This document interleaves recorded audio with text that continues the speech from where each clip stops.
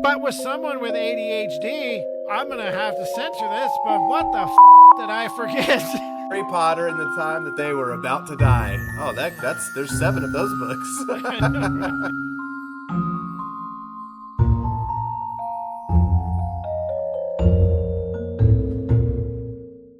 I believe in you. Welcome back, witches, wizards, and muggles to Squibs Corner. I am Jeremiah. And I am Andrew.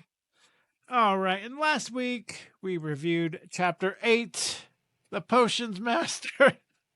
This week we will be reviewing Chapter 9, The Midnight Duel, Glitchy Camera, and all. And we're just going to get right into the 7-word summary.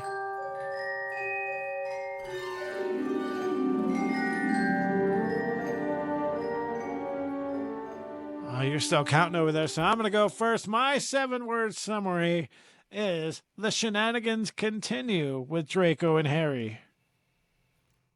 Yes, mine's very similar. Draco's just the worst. Harry's far better.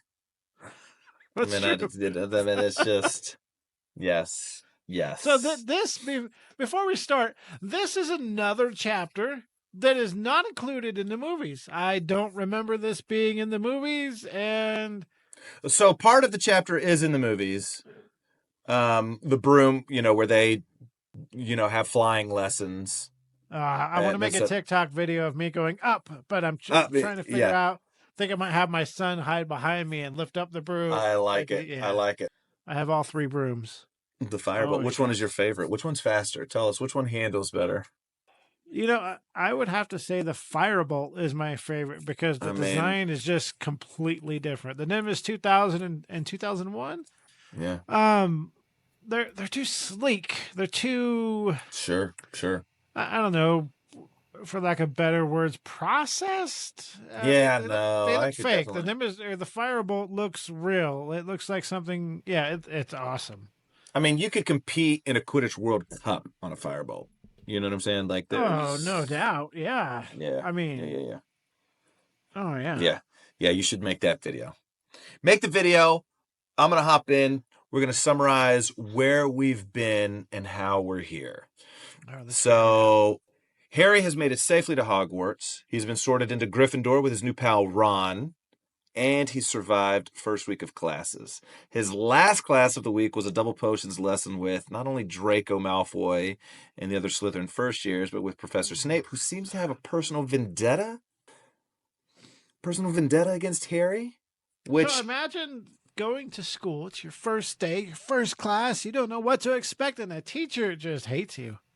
He's singling you out the whole time. Not the first class. He had potions on Friday of the first week. I just want to throw that out there. All right. Look, well, it's like it's your first week.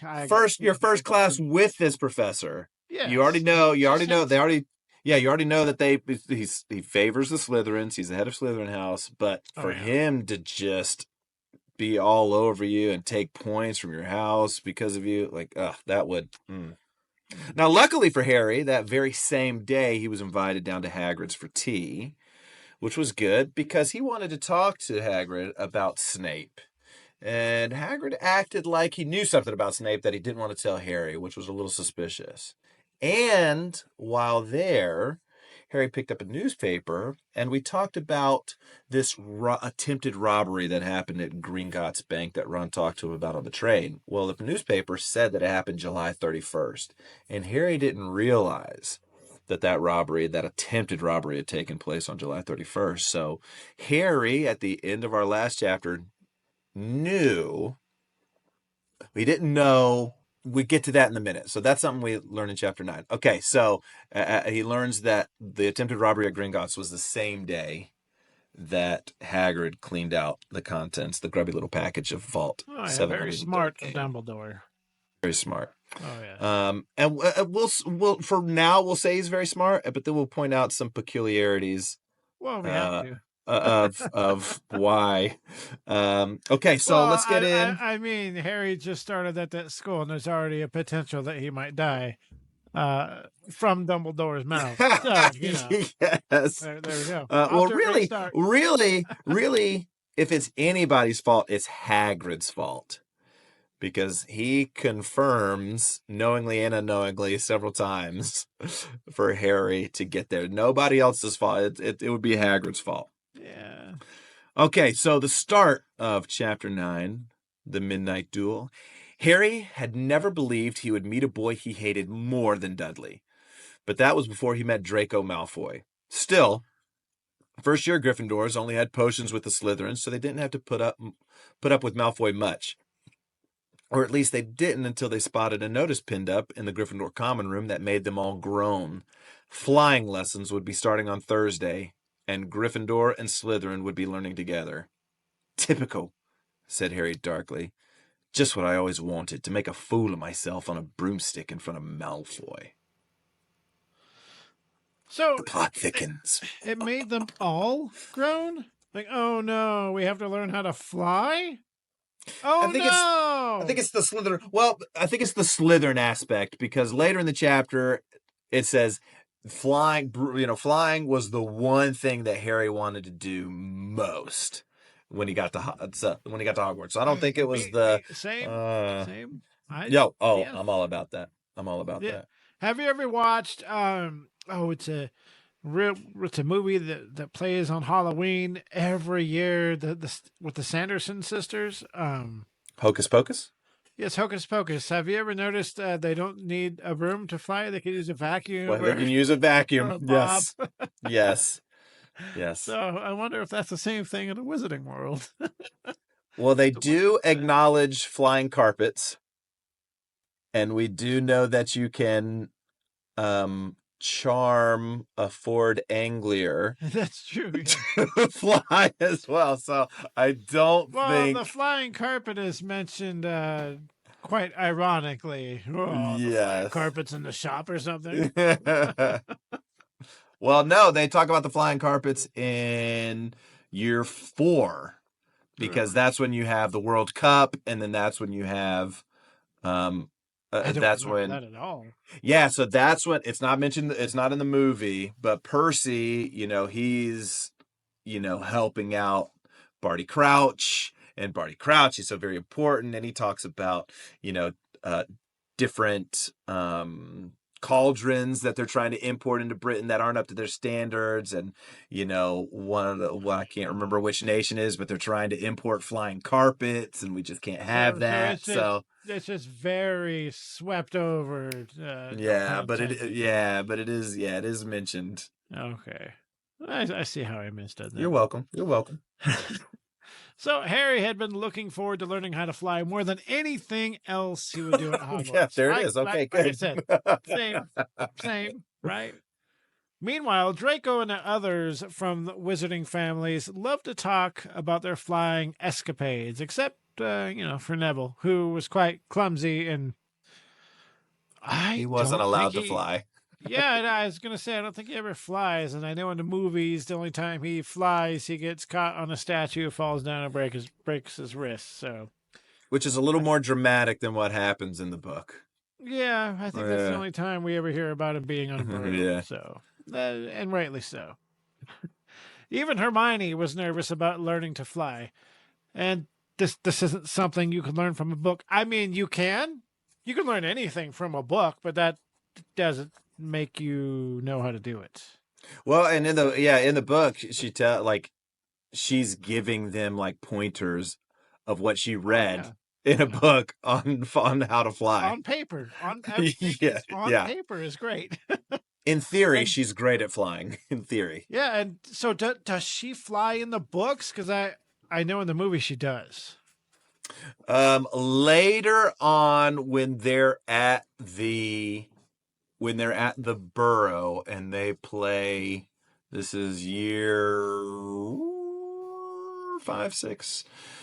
They do 3 aside, and Hermione's up. I'm pretty sure Hermione gets on a broom, but is not very active in it. Yeah. I'll have to fact check myself, but I'm pretty sure. I can see it like a more relaxing, unofficial setting. Yes. I'm gonna try. Yeah. But at school, I think she does it begrudgingly. They're like, we need one more person, so yeah. Yeah. At breakfast, Neville receives a remember-all, which is just quite ridiculous, from his grandmother. And I'll tell you why I think it's ridiculous in a second. I know why it's ridiculous, and I think we're on the same team. Go ahead. Is it talked about later, or can we bring it up now? No, it doesn't. I don't know if it's this chapter or not. No, I mean, it comes up. Yeah, no, I don't think so. Just tell us now. Tell us now. Tell us what a remember-all is. So okay, Draco snatches it from his hands, and Professor McGonagall has to intervene before tensions get the better of them. So the remember-all is one of the most ridiculous contraptions ever made. It's great if you forgot something. It's going to remind you that you forgot something. But with someone with ADHD, I'm going to have to censor this, but what the did I forget? Yeah, it does not tell you. It does not tell you what you forgot. I'm just going to get more mad that the stupid thing is turning red. It's like, oh, I forgot something. Cool. When's it going to tell me what I forgot? I'll do a little impromptu quiz for you. In the movie, when he gets his remember-all, it turns red. And they go, oh, I've forgotten something, but I don't know what he forgot. Do you know what he forgot? His robes. Yeah, he's the only one not wearing his robes. Yep. My grand got me this. Oh, it keeps turning red. Only problem is I can't remember what I've forgotten. Exactly. Useless. Yes. It's just to remind you that you're forgetful and not all there. Cool. Thanks for the gift, Grandma. In the Muggle world, we call it a Captain Obvious. Yes. Yeah, I've forgotten something. Yes. Oh, yeah. So at 3:30 in the afternoon, they met out on the lawns for the first flying lesson, and now we get to meet Madam Hooch.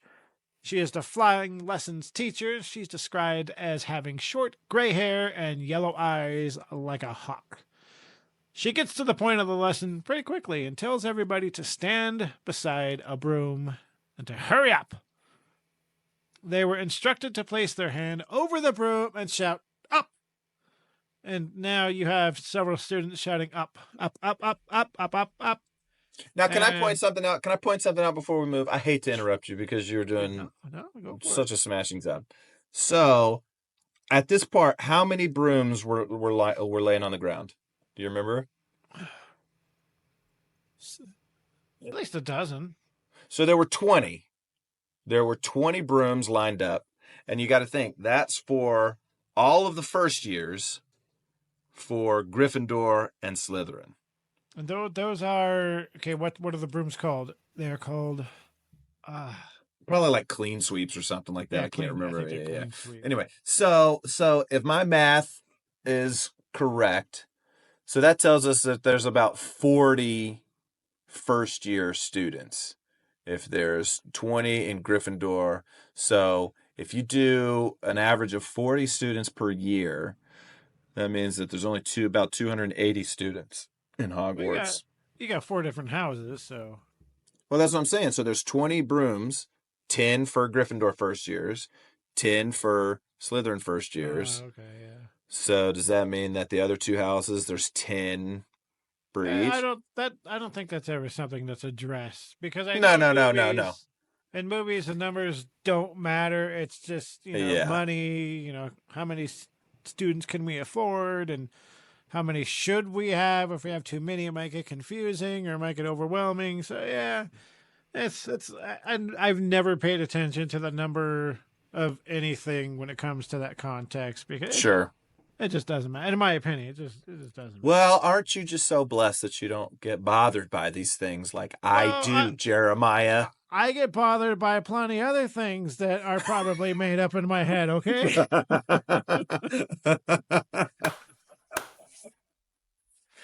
Touche. I have plenty of imaginary problems, okay? Harry was one of the few that had success on their first attempt. I believe Hermione couldn't get it at all, and she was getting upset, and Ron's broom came up and hit him in the face. So they were all instructed upon hearing Madame Hooch's whistle, once they got the brooms up, to kick off the ground and hover over them and then come back down. And Malfoy had been corrected, and she told him he had been doing it wrong for years. Yes. See, that's okay. So that leads me into like a real life scenario. So we're doing this podcast, and I've been editing on and off for 20 years. I'm not the greatest. I think my editing is basic, but I can do it. And what I can't do, I can learn by myself. Sure. So Malfoy probably taught himself how to fly, and he's got his own way to fly, which takes me over to school. Like my friend was just asking me, how would you go about getting a job being a producer for a podcast or being somebody's editor? Do you go to school for it? You know, do you find a company? Do you just kind of reach out? I said, I don't know. Some things learned in school are the instructor's way of learning it. And one person's golden standard is somebody else's. That's a terrible way to do it. So, you know, who's to say Draco was actually doing it wrong? Sure, se, yeah, or he just wasn't doing it how she liked, you know? Yeah. So, there's a lot of things I think we can learn just fine without being taught professionally about 100%. it. 100%. Okay, so, yeah, so Madam Hooch instructed him, upon hearing her whistle, kick off the ground, hover there, and then come back down. But you know, and I know, and everybody listening knows, that when you've got 20 11-year-olds there, most of whom have never been on a flying broom before, something's probably going to go wrong. Especially when you've got Mr. Neville Longbottom there, who gets a little anxious. Not the only time he gets a little too anxious in this chapter, by the way, which we'll get the second. But Neville gets a little too anxious. He kicks off the ground before the whistle, and he kicks off pretty hard. You know, it's that one of those adrenaline jumps. He gets a little too high. He gets a little too scared. We know that he's over 20 feet off the ground. And he just kind of slides off his broom and just falls down, crashes to the ground, and much like the movie, he breaks his wrist. And before Madam Hooch takes him to the hospital wing, and who's the healer in the hospital wing? I wanted to say Pomona That's Sprout, right. but that's not it. Now, I got you off guard. I saw you. I've got you off guard. I see her in my head. Oh, well, that's good. No, that's great. Yeah, that's great that you just objectify her. It's not Madam Malcolm. Madam Malcolm. Madam Malcolm? Malcolm. You talking about the robe shop? Madam Malcolm's robes? Oh, I just had it and it left. I'm gonna give you Madame Pomfrey, okay? I'm just gonna give it to you because I couldn't watch it. I was just starting to feel bad for Madame Pomfrey. Okay, so before Madame Hooch takes Neville to the hospital wing, she sternly and firmly tells the students to stay put, stay on the ground, and if they so help her, if they fly a broomstick, they'll be out of Hogwarts before you can say Quidditch. So threatens these kids, these 11-year-olds, with expulsion from Hogwarts. So naturally, you know, So- the opposite happens. Does that work for 11-year-olds? So Malfoy sees Neville's Remember All, and he picks it up. And Harry tells Draco, give it to me. Which, did Harry really think that was going to work? Did he really think Draco was going to be like, well, Harry, if you say so, here it is. You're right. Yeah. So Draco, being the Draco, and at this point, we don't know that, we don't learn until year 2 that Draco's father is on the board of governors for Hogwarts. He's so it's almost like now that makes sense that he's acting so brazen. Like, I'm not going to get expelled. You can't touch me. Yeah. My father's a friend of the minister. He's one of the governors. Like, he's, no. It's not happening. Yeah. So Draco jumps on his broomstick, flies off, taunting Harry to come and get it. Now, I like to believe... He flies off supposedly incorrectly, too. So Yeah. Wrong grip. Wrong grip.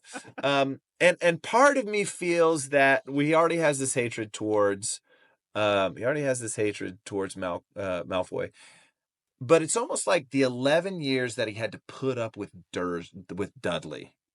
He's kind of fed up with it. Yeah. And if he would have retaliated, Petunia and Vernon would have been all over him. So it's almost like he was taught to suppress that. And they're not there. This is Hogwarts. It's not number 4 Privet Drive. I think he was like, I'm no longer putting up with this. So Harry takes the bait. Yeah. I agree. And Hermione pleads with him. Hermione pleads with him, please don't do it. Please don't do it. You're going to lose the points that I earned earlier today. Yes. But in Harry fashion, what an idiot. Harry mounts his broom, and does it anyways. the next little bit is so good. Like, it's so well written. It's great. I love this part. So for everybody reading the book for the first time or the 1 millionth time, you can feel what Harry was experiencing, like we just talked about. We just have to read it. So Harry ignored her. Blood was pounding in his ears. He mounted the broom and kicked hard against the ground, and up he soared. Air rushed through his hair. His robes whipped out behind him, and in a rush of fierce joy he realized he'd found something he could do without being taught. This was easy. This was wonderful. He pulled his broomstick up a little to take it even higher and heard screams and gasps of girls back on the ground and an admiring whoop from Ron. He turned his broomstick sharply to face Malfoy in midair. Malfoy looked stunned. "Give it here," Harry called, "or I'll knock you off your broom." "Oh, yeah?" said Malfoy, trying to sneer, but looking worried. Harry knew somehow what to do. He leaned forward and grasped the broom tightly in both hands, and it shot toward Malfoy like a javelin. Malfoy only just got out of the way in time. Harry made a sharp about-face and held the broom steady. A few people below were clapping. "No Crabbe and Goyle up here to save your neck, Malfoy," Harry called. The same thought seemed to have struck Malfoy. "Catch it if you can, then," he shouted. Then he threw the glass ball high in the air and streaked back toward the ground. Harry saw, as though in slow motion, the ball rise up in the air and then start to fall. He leaned forward and pointed his broom handle down. The next second, he was gathering speed in a steep dive, reaching the ball. Wind whistled in his ears, mingled with the screams of people watching. He stretched out his hand. A foot from the ground, he caught it. Just in time to pull his broom straight, he toppled gently onto the grass with the Remember clutched safely in his hand. The crowd goes wild. Harry Potter, you're the greatest. Yes. So good. Just when she says, "Oh," and his robes went behind him, and just the fierce joy of the wind, and it's just like, "Oh, Harry, we feel you, man. We feel you." No, it's, man, could you imagine being so stressed out and so just fed up with everything, and you hop on a broom and it does what you want it to do, and you got the wind in your ears, it's man, the instinct, touch, the instinct, it obeys yeah, Harry. So maybe one of the greatest things to ever happen to Harry, like this penultimate, I found something I'm good at. I just showed up the bully. Classmates are cheering for me. I am the man. And Victory! the first thing you hear is Professor McGonagall yelling your name. Harry Potter! Oh. The book says she's almost speechless with shock at what she saw Harry do. And some of the people from Gryffindor House tried to defend Harry, and she just wouldn't listen to him. So she tells Harry to follow her into the castle. And he looks back and he sees Draco, Crabbe, and Goyle. You know, they've got those smug looks on their face. There's just yeah, we caused it, Harry. You're the worst. You're going to get expelled. Things Draco does, he does it intentionally, knowing he doesn't care about the outcome of what's happening, but he knows what's going to happen because of what's going on. So yes. Win or lose, Draco feels like he always wins. Oh yeah. And he thinks that way. He thinks that a couple of times in this chapter. Yeah. So Harry's following Professor McGonagall. Obviously, he thinks what Madam Hooch said. He's going to be kicked out of Hogwarts. Follows her up to the castle. I didn't even get to say Quidditch. And he goes through the halls, and she's like, well, he's thinking maybe she's taking him to Dumbledore's office, and that's where he's going to get expelled. And he's like, well, if I get expelled, Hagrid was expelled. Maybe I can stay on as Hagrid's assistant. That would still be pretty cool, though. I mean... Yeah, you know, because in the book, he's like, maybe I can stay on as Hagrid's assistant. It would be much better being here than being at the Dursleys. But then he's like, oh my gosh, I would have to be here and watch all of the FOMO. first year. Yeah, I'd have to watch Major them FOMO. become wizards for 7 years. Yeah. I'd have to watch this class do it. And it's like, that would be terrible. So Professor McGonagall's taking them all through the castle, and then she stops at a classroom, opens the door, and she asks Professor Flitwick if she could borrow wood for a moment. And I love how Harry's like, wood? Is that a cane? Is she gonna use a cane on me? Is that my punishment? I'm sure we all thought the same thing. Can I borrow wood for a second? Yeah, can I borrow wood for a second? Like, that's a very good way to write it. Not yeah. can I borrow Mr. Wood, or Yeah. can I borrow, wood student, or can I borrow wood? Yeah. Luckily for Harry, wood was not a cane, but turned out to be a fifth year. Even wood. It wasn't even wood.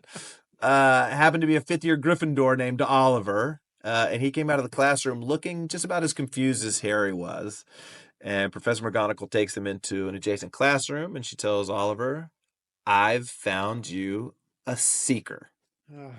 And Oliver's face completely changed. He looks at Harry and he's like, are you serious? You really? And she's like, yeah, I just saw him, do this dive. It was freaking great. And he got it. A foot didn't even hurt himself. And so she's explaining what she saw Harry do. And then Wood is like immediately captain mode, right? He's appraising Harry. Yeah. He's like, okay, he's light enough, slender enough. He could be a good sleeker, good seeker. And he's like, oh, we've got to get him a broom because first years aren't allowed to have a broom. Something that Draco had complained multiple times about.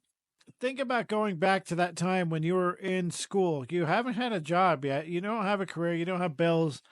You have a clear mind. He just goes right into captain mode, right? That's all that matters. Not another thought in the world. Oh, they have that clarity. And, let's go. Got to get him a broom. Yeah. So the cool part about the end of that conversation, she tells Harry that I want to see you. I want to see you taking training seriously. Train hard. I don't want to lose the Quidditch Cup. Snape keeps rubbing it in our face. We haven't won. They haven't won since Charlie was in school. Ron's older brother. And then she tells Harry that your father would be proud of you because he himself was an excellent Quidditch player as well. And this is one of the first things Harry learns about his father, correct? Because I know Ollivander, mentioned transfiguration. His wand, but it just says that his wand was built for transfiguration. Yeah, so I think this is the first part of. Yeah, we know Hagrid. Hagrid is like, James and Lily killed in a car crash. Yeah, we don't ever learn. We don't ever learn why they're so great. Yeah. That could be a good side quest. Why were James and Lily so great? Ooh. Well, we know why James was so great.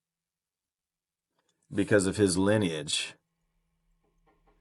He comes from Ignatius Peverell. One of the oldest. Do a whole episode on them. We're gonna have to do like a whole side quest on we're just gonna have to make believe the in between years between 1 and 10. Yeah, bro, I'm in. So now we cut to Ron's reaction of hearing what happened to Harry. So first of all, remember that first years aren't allowed a broom. And the last thing he sees is an angry Professor McGonagall taking his friend away. Like, oh dear. Yeah. Like, oh. Yeah, so Ron's a big foodie, and he was so excited he forgot that he was about to eat. He just didn't care about the food. Harry was going to be the youngest house player in a century. Ron just sits there and gapes at Harry. All these great things are happening to Harry, save for Snape. But he stood up for somebody and got rewarded in the end. Yes. I mean, she doesn't know why he was flying around, but semantics. Well, and it's even about to get a little sweeter for Harry. So he's not supposed to tell people because Wood wants to keep it a secret, as if he's a secret weapon. So now, the Did you just Weasley pronounce twins. that? Did you just pronounce that? Did you say secret weapon? You know what? I'm tired. Okay. Well, no, I thought. Did you ever watch? Did you ever watch? What is it? American Tales. Fievel Mousekewitz.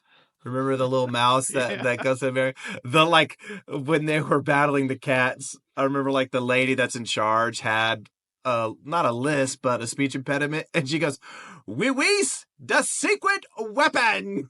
So when you said that, I thought you were quoting that, which I thought was awesome. But now that you're not awesome. I take it all back. I just mumbled. I just mumbled a lot. When I was doing the pre-recorded outro, that's we're going to start using. I listened to it earlier today and went, "Wow, why am I talking like that?" I think it's just because I'm talking so fast. There's a lot to fit in 23 seconds, but I was like, "Oh man, that sucks." So, anyways, the Weasleys again, the twins, they are on the team. They are beaters. They then leave to meet up with Lee Jordan, who thinks he's found a secret passageway out of the school. There we go with those secret passageways again. Mm-hmm. But Fred and George already know about the secret passageways, so They already know. But they do work a lot with Lee Jordan, so maybe they hadn't found all of them yet, but they do know most of them.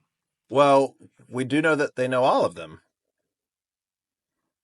Oh yeah, because yeah. No. They've known them since the first week of school. Their first year. That's when they nick the Marauders map from Filch's Maybe office. they just didn't tell Lee Jordan that they already knew. Kind of make him. I don't think they told anybody. Yeah. So Malfoy shows up and asks if he's having his last meal before he leaves Hogwarts. He doesn't know. Harry mentions that he's acting a lot tougher now that he's on the ground and has Crabbe and Goyle there to protect him. So Draco challenges him to a wizarding duel at midnight in the trophy room. Wands only, no contact. No contact. Okay, cool. So Ron jumps in, and I'll be Harry's second. Draco left. What a good friend. Harry has to ask Ron, what's a wizarding duel? Obviously, Hermione tries to talk him out of it because it's Hermione and good. So at 11:30, Harry and Ron went down to the Gryffindor common room where they were met again by Hermione Granger. She can't believe Harry would follow through with this.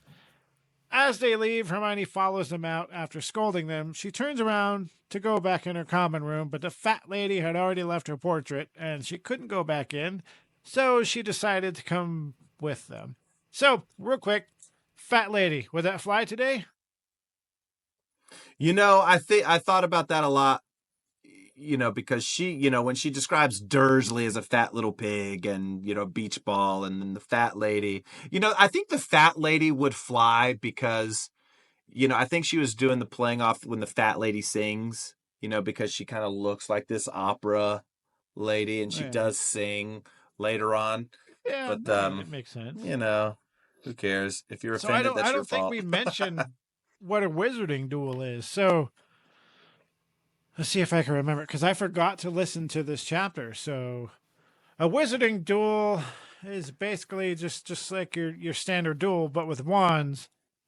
And the second is there to step in case the primary someone dies. Yes. But he then says, we're first years. The most we do is shoot sparks at each other. Yeah. Because he's like, unless somebody dies, and you could just see Harry like, what? And he's like, that only happens in a proper wizarding duel. You're both first years. Harry's ready for it. Ron's all in. We might die. Yeah, we might die, but it'll be worth it. It'll be worth it. Yeah. Oh God. So now Hermione's stuck. She can't get in the common room, so she's gonna come with him. She's like, I'm not gonna stand around here and get caught by Filch hanging out outside of the common room. At least I can try to stop you guys from coming. Would put you in detention. Why are you out of your common room? The fat lady's got. Fat lady's not here. No. She would never do that. Yeah, the fat lady would never leave during regulation hours. She would only leave after curfew. Nope, you're lying. Yeah. Let's go. So Ron and Hermione are kind of bickering, and then Harry hears something. He's like, "Stop, be quiet." Well, it turns out it's Neville laying on the floor, and he's been out there for hours because he couldn't remember the password to get back in the Gryffindor common room, which was Neville. Pig Snout. So he's all healed up, and he couldn't get back in. So now that he can't get back in the common room due to the absence of the fat lady, he ends up going with Ron, Harry, and Hermione. So now you've got 4 first years out of bed.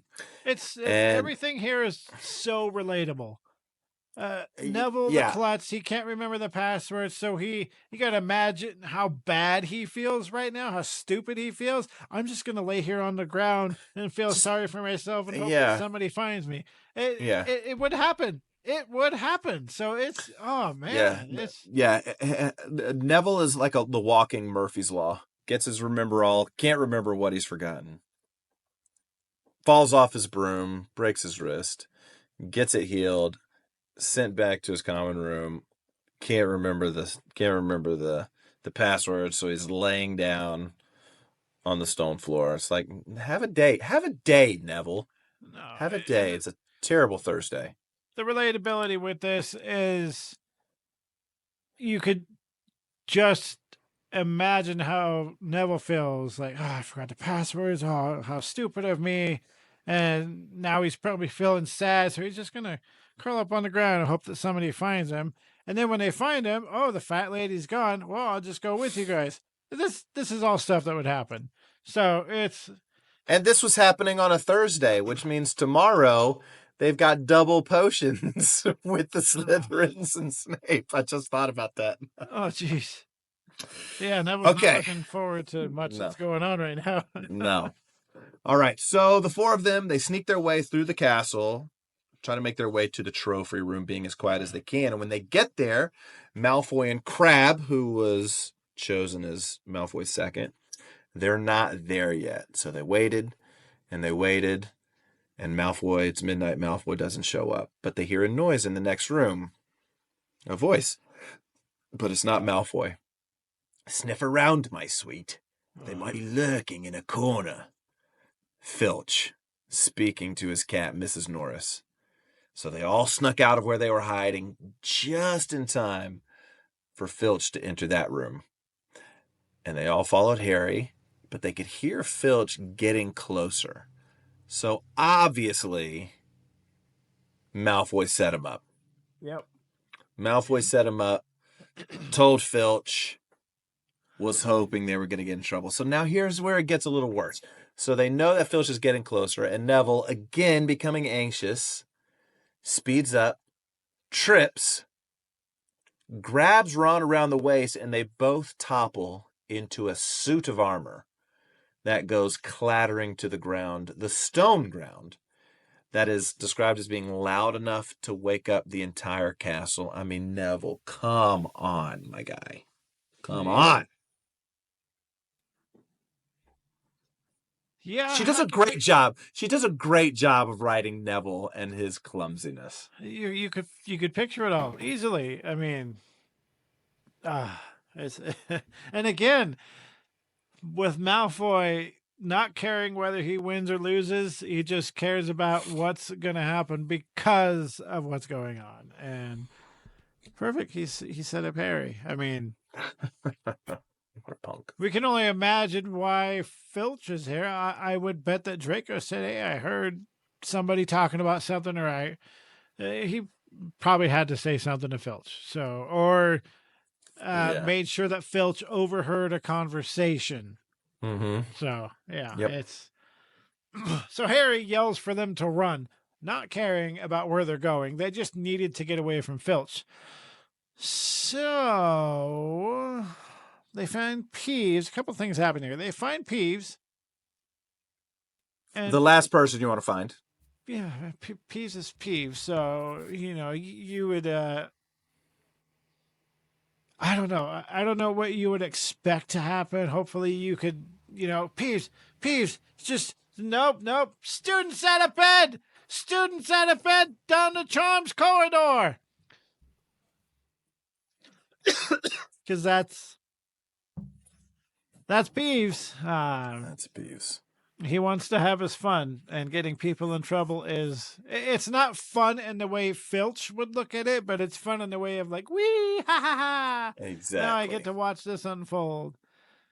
So they ran as fast as they could to the end of the corridor, and they wound up at a door that was locked. Hermione said, "Alohomora," and then the lock clicked because Ron was just freaking out that they're at a door. It's a dead end. Oh no! Oh no! This is it. And Hermione's just kind of like, really? You don't know nothing. Cool as you're from a wizarding family. You can't unlock a door? Yeah. Okay. Yeah. But this door that they open is not a door that they're supposed to be. But Peeves is outside being Peeves. He doesn't do any favors for Filch either, and finds it just as fun not to tell him where the students went. So, what does he say? Doesn't Filch say like, "Ask me, please, or I ain't telling you nothing"? And then he goes, "Please, Filch," and he goes, "Nothing," or something like that. Oh, that's great. And then, as if things couldn't get worse, Harry turns to find they're not in a classroom like they expected, but they're in another corridor. The forbidden corridor that Dumbledore had warned them about. So now they're about to die. So they were looking... So they common theme. So they're about to die. Yes. Right. Harry Potter in the time that they were about to die. Oh, there's 7 of those books. I know, right? So when they turn around, they're looking straight into the eyes of a monstrous dog. Not just any monstrous dog, but this dog filled up the whole room and had 3 heads. 3 heads, and seemed to be standing on top of something that I believe only Hermione noticed. Mm-hmm. 3 pairs of rolling mad eyes, 3 noses, twitching and quivering in their direction, 3 drooling mouths. Did we mention there's 3 heads on this one body of a dog? 3 drooling mouths, saliva hanging in slippery ropes from yellowish fangs. It was standing quite still, all 6 eyes staring at them, and Hermione knew the only reason they weren't already dead was that their sudden appearance had taken it by surprise. But it was quickly getting over that. There was no mistaking what those thunderous growls meant. It's a 3-headed dog, and a huge dog at that. So, yeah, I'm not going to stick around. Harry opened the door. They ran as fast as they could down the corridor and didn't stop running until they got to the portrait of the fat lady, who seems like she just happened to be there again. So can we talk a little bit of fun about this dog? All right, let's go. Yeah. Whom we learn later Hagrid has named. It's Hagrid's dog, and he is named Fluffy. Fluffy. So he has 2 dogs that we know of. One is a boarhound that's afraid of everything named Fang. And one that is a 3-headed killer named Fluffy. Fluffy. Now, what's cool about Fluffy is that we learn later in this book, they ask Hagrid, where did you get this dog? And he goes, "Oh, I won him off of a Greek chap in the pub." So if we go to Greek mythology, Hades, who rules the underworld, there is a giant 3-headed dog named Cerberus. Okay, yeah. And so just the fact that he's got a 3-headed dog and he won him off of a Greek chap is, I think, just a little Easter egg that J.K. Rowling. She does a couple of things like that throughout the books. It's just a very kind of obscure thing, but well, like I said before, most of this stuff she did a lot of research. Yeah, she did. It's not just made up stuff. So yeah, it's very fitting. Yeah, very cool. So the 4 of them somehow survive this midnight excursion. They get back to the common room. They collapse into armchairs while they catch their breath. And then Ron is incredulous of all things that they would keep a dog like that in a castle, locked up in the school. Yeah. And like you mentioned earlier, Hermione, the smart one, points out that the dog was standing on a trap door and it was obviously guarding something. And then she hits us with a classic Hermione line. I forgot about this.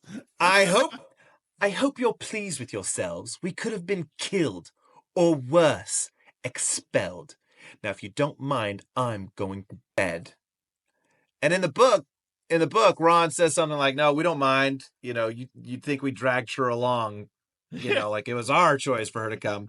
But in the movies, doesn't he say something like, "Oh, she's got to sort out her priorities" or something like that? We could have been expelled, or well, we could have been killed, or worse, expelled. Either way, Emma Watson, I love you. You did a great Hermione. You're Oh the best. yeah. Oh no. When Beauty and the Beast came out, I was all about it. I mean, yeah, I love No, Emma it's Watson. great. I mean, you talk about a movie crush. Oh yeah. Hermione Granger. Hermione Granger was a huge movie crush for me. Well, for that matter, I'm not talking about crushes now, but Todd Sweeney, that was out long before Harry Potter, correct? I've not seen Todd Sweeney. Bellatrix, Snape, Wormtail, they're all in it. Oh, so yeah, I've heard of it. I knew they were, but I've Yeah. not watched it. Yeah, I've not watched it. No, if I would have watched it prior to Harry Potter, I would have been like, eh. But then I'm like, oh, they're all in it. Yeah, I'm all in on this movie. It's there's a couple movies that I've got because of that cast, and oh yeah, no, So it's great. Hermione goes to bed, and now Harry, he's got something new to think about. A couple of things to think about. Hagrid told him that Gringotts was the safest place in the world for something that you wanted to hide, except for Hogwarts. And while Harry still didn't know what was in the grubby little package that Hagrid cleared out of Vault 713, Harry now thinks he knows exactly where it was being kept. Oh yeah, that's pretty obvious at this point. Well, for Harry. I mean, for Harry. For everybody else, yeah. Yes. Yeah, so it's yeah. All right, so what do you think? What do you think about this chapter in particular out of all the other chapters? Let's get into it.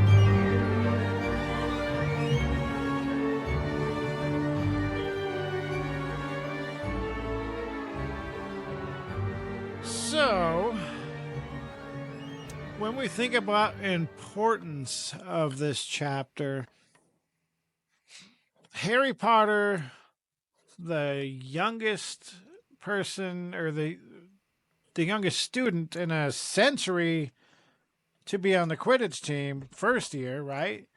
But other than that, we don't learn a lot from this chapter.